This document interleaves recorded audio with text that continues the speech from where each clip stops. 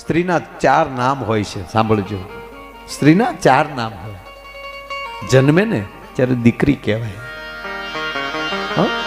એનો જ્યારે જન્મ થાય ત્યારે દીકરી, અને એ દીકરી જ્યારે સહેજ મોટી થાય એને પહેલો વેલો કોઈ સાથે પ્રેમ થતો હોય ને સાહેબ, તે ભાઈ સાથે પ્રેમ થાય.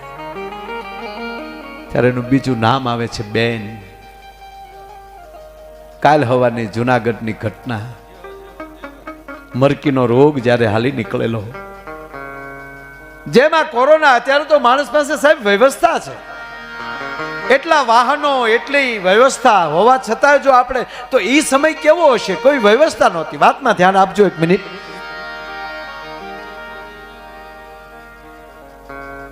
નાનપણ 9 વર્ષની દીકરી બેન અને 3 વર્ષના ભાઈને મૂકીને માવતર ગુજરી ગયેલા છે.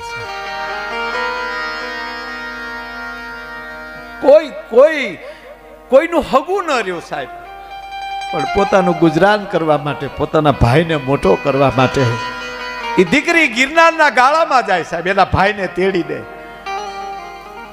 ગિરનારના ગાળાઓમાંથી, ડુંગરાના ગાળાઓમાંથી લાકડા વીણે, લાકડાનો ભારો લાવે, લાકડા વેચીને પોતાનું ગુજરાન કરે.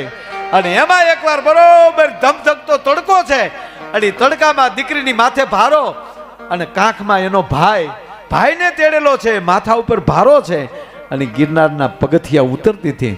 અને એમાં કોક હામું મળ્યું, પૂછ્યું કે બેટા બેન, આ કત્તે કોને તેડ્યો? મારો ભાઈ છે. શું કામ ગઈ છે? લાકડા લેવા. અમે નાના માણસો છીએ, અમે લાકડા વેચીને અમારું ગુજરાન કરીએ છીએ.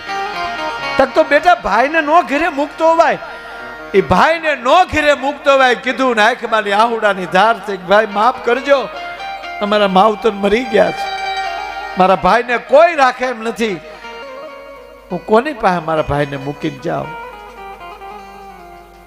ત્યારે જવાબ આપ્યો કે બેટા, એમ હું નથી કહેતો દીકરી તને, પણ તારી માથે લાકડાનો ભારો, કાંખમાં ભાઈ, તો તને ભાર નથી લાગતો?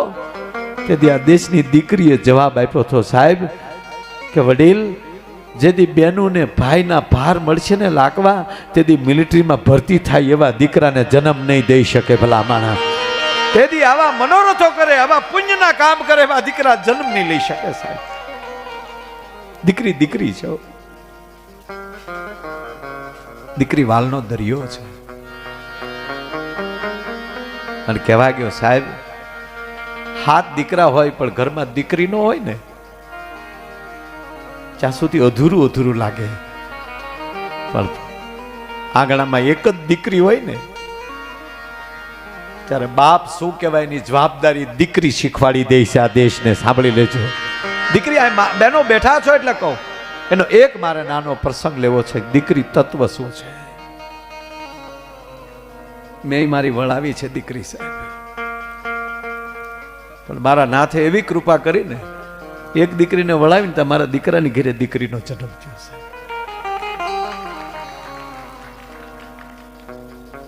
અત્યારે હવારમાં જગાડવા આવે ને, છે તો 2.5 વર્ષની. હું જરાય ખોટું નથી બોલતો, મારા ઓરડામાં પ્રવેશ કરે તો મને જગાઈ જાય છે. ટપુક ટપુક કરતી આવતી હોય ને, આમાં મોઢા પાસે આવીને દાદા. પણ દીકરી તત્વ એવું છે. ગામડું ગામ, ગરીબ બાપ, એક દીકરી 6 મહિનાની હતી અને એની માં ગુજરી ગયેલી સાહેબ. અને આ પુરુષ મટી, બાપ મટી, અને માની ઘોડે દીકરીનું જતન કર્યું, દીકરીને મોટી કરી. ગામના સાહેબ મજૂરીને કુવા ખોદીને સંપત્તિ ભેગી કરી દીકરીના કરિયાવર માટે. દીકરીના લગ્ન લીધા.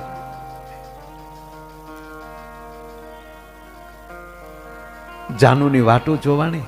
ટૂંકી વાત લો, વાત બહુ મોટી છે, પણ નરું સત્ય તો એ છે કે આવી દીકરીનો પ્રસંગ લઉં ને તો મને મારી દીકરીનો પ્રસંગ મારી આ નજરમાં ટળવળે છે.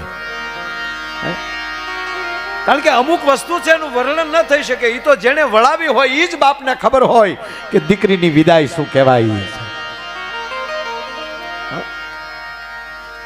હું તો દરેક દીકરાઓના બાપને દીકરાવાળાને વિનંતી કરું છું, તમારા આંગણે જે દીકરી આવે ને એ લક્ષ્મીની ઘોડે એનું સ્વાગત કરજો. કારણ કે 20 વર્ષની મોટી કરીને તમને હોપે છે બાપ.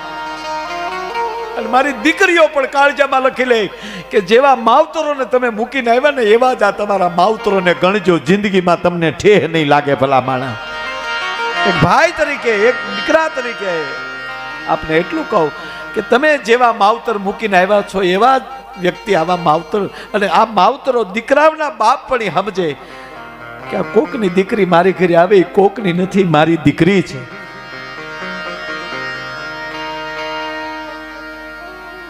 આ દીકરીની પણ લગ્નની સાહેબ 5-7 દિવસની વાર હતી. સાંભળજો, વાત પકડજો. 5-7 દિવસની વાર. ઓરડામાં દીકરી બેઠી છે, ત્યાં જઈ અને બાપ એની માથે હાથ મૂકીને એટલું કીધું, બેટા દીકરી, હા બાપુજી, કાલ હું બેટા શહેરમાં જાઉં છું તારા કરિયાવરનો સામાન લેવા માટે. તારે શું મગાવવું છે? સાહેબ આડા હાથ કરે ને એમ દીકરી છે. ના બાપુજી, આપણે જે લાવવું હોય લાવજો. નહીં નહીં બેટા, મને કે. અને બાપની આંખનો ખૂણો ભીનો થયો થોડો. બેટા તારી માં હાજર હોત ને તો મને આ ચિંતા નહોતી બેટા, પણ હું પુરુષ છું, મને ખબર ન હોય. કાલ તારા કરિયાવરનો સામાન લઈને આવું, એમાં કાંઈક ખામી રહી જાય અને તું પરણીને જા, ન્યા કોઈ તને મેણું મારે, એ તને જે દુઃખ થાય ને પાપ તારા બાપને લાગે. માટે તારે જે મગાવવું હોય એ મગાવી લે. બહુ કીધું ને, વાત પકડજો સાહેબ, આ વાત મને બહુ ગમે છે. બહુ કીધું ત્યારે દીકરી એટલું બોલી, બાપુજી એક કામ કરજો ને, જો આ એક વાતનો શબ્દ મુકાઈ જાય તો આખી વાતનો મરમ મુકાઈ જાય. આ વાત એ શેડે પૂરી થશે. દીકરી એમ કહે છે, બાપુજી એક કામ કરજો. શું? મારા માટે વાસણ લાવશો ને? કે હા. વાસણ ઉપર નામ લખવું પડશે ને બાપુજી? હા બેટા. તો એ વાસણ ઉપર તમારું નામ ન લખતા, મારા પતિનું નામે ન લખતા, મારા સસરાનું નામે ન લખતા, કેવલ મારી એકનું નામ લખજો. આખર તો બાપે એનો ને સમજી ગયો, વાહ મારી દીકરી, વાહ મારો બાપ. ટૂંકમાં બાપ એનો કરિયાવર લાવે છે. અહીંયા જાનની રાહુ જોવાય છે.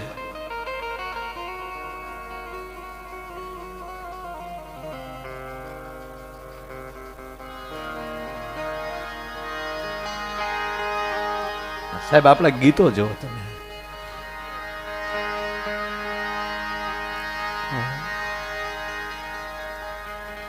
દીકરી હરતી ફરતી હોય પણ વરરાજાનો હામૈયાનો ઢોલ વાગે ને વરરાજો માંડવે આવે ને ત્યારે સાહેબ દીકરી ગણે થાપના પાસે બેઠી હોય અને અમારો કવિ દાદ લખે, એવા ઢોલ રે વાગ્યા ને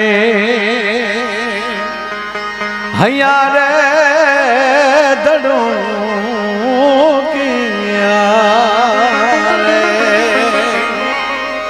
વરરાજા ના વાગ્યા જા એ નિશાન રહેતા તો ખૂણામાં ફફડ્યું રે કુણું એક કાળજુ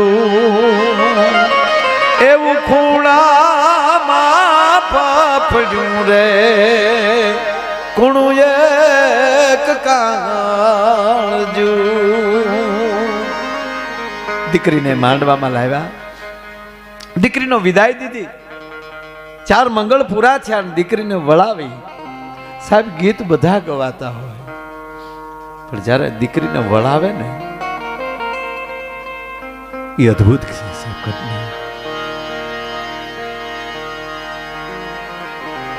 દીકરીને જ્યારે વળાવે,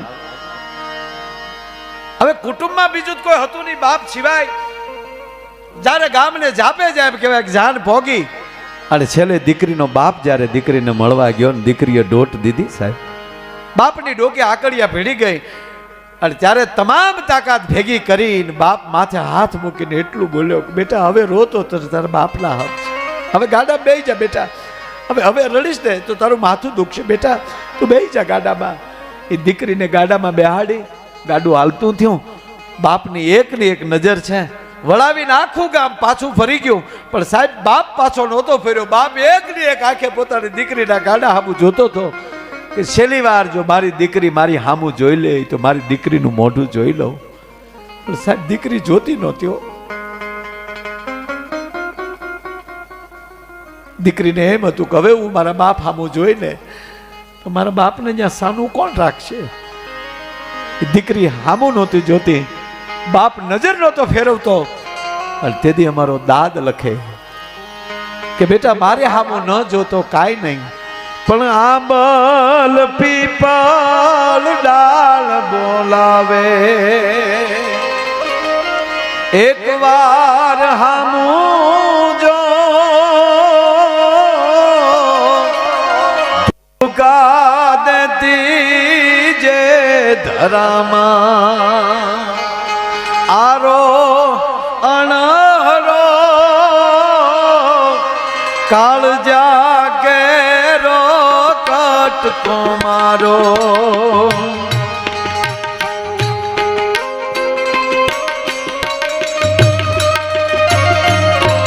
કાળજા કેરો કટકો મારો,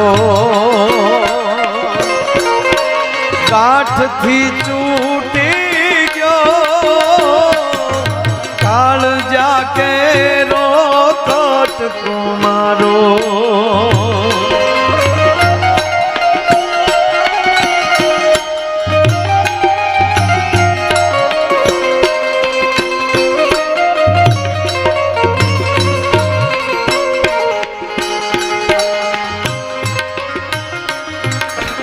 અને આમલી પીપળીની વાત યાદ આવે, વાત આવે ને સાહેબ, આ તો કવિ દાદની કવિતા પણ એવી જ એક લાડલીની વાત આવે એટલે કીર્તિદાન ગઢવીએ જે ગાયું છે સાહેબ, અદ્ભુત ગાયું છે, એવું બીજો ન ગાઈ શકે કોઈ સાહેબ. આ ગીત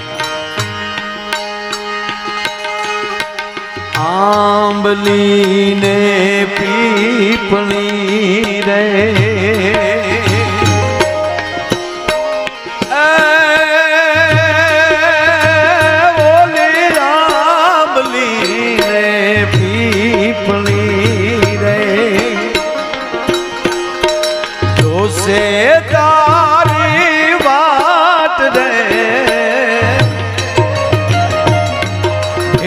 મળી કરશું અમે ફરિયાદ.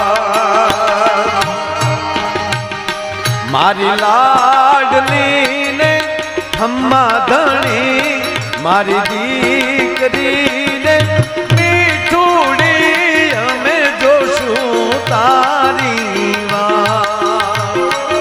એ ખમ્મા ધણી તને ખમ્મા ધણી મારી લાડકડીને ધણી ખમ્મા. એ ખમ્મા ધણી તને ખમ્મા ધણી મારી લાડકડીને ધણી ખમ્મા. મારી લાડકડીને ધણી ખમ્મા. મારી લાડકડીને ધણી ખમ્મા. સાહેબ દીકરીને વિદાય આપી સાંભળજો. દીકરી વળાવી, એ દીકરીનો કરિયાવર પથરાણો. આડો પાડોની બાયુ એ કરિયાવર જોવા આવી. પેલા માતાઓને બધાને ખબર છે આણું જોવા માટે, આડો પાડોની બાયુને સગા સંબંધીની બાયુ આણું જોવા માટે આવે છે. અને કરિયાવરમાં આપેલા એના બાપના વાસણ, એ કોઈ ભણેલી દીકરીના હાથમાં વાસણ આવ્યું અને ઉપર નામ એકલી દીકરીનું જોયું એટલે કોઈએ દીકરીની સાસુને ફરિયાદ કરી. સાંભળજો બહેનો, મારી માતાઓ આ પ્રસંગ ખાસ સાંભળે. હું ધારું તો તમને 3 કલાક જોક સિવાય બીજી કઈ વાત ના આવે હું હસાવી શકું. અભિમાન નથી કરતો, મારો વિષય છે. મારું અભિમાન તમે છો, મારું ગૌરવ છો તમે. અભિમાન એટલે ઓલા અર્થમાં નહીં, પણ અમે કાંઈ અભિમાન અમારું હોય તો તમે છો તો જ નહીં. આ દેશનું ઓડિયન્સ, આ દેશના શ્રોતા, એ અમારું ગૌરવ, અમારું અભિમાન છે. અમારું કાંઈ નથી. પણ આ બેનો ખાસ આ પ્રસંગ, એટલે હું વાત એ કરું કે ગમે એટલા હસાવી શકું, પણ અમુક પરિવાર સાથેનો કાર્યક્રમ હોય અને એક મીઠુડી વાત ન થાય ને તો સાહેબ અમે એટલા કિલોમીટર કાપીને આવ્યા હોય ને એને અમને થાક લાગે ભલામાણા. અને આવી વાત કરીને જઈએ ને તો પછી અમને થાક વયો જાય. હસવું જરૂરી છે, એટલું જ હળવું થવું જરૂરી છે. હળવું થવું, હલકું નહીં. તમારો વજન ન ઘટવો જોવે તમારે સમાજનો, એમાં હળવું ફરવાનું છે. આપણી સંપત્તિનો વજન ન વધવો જોવે.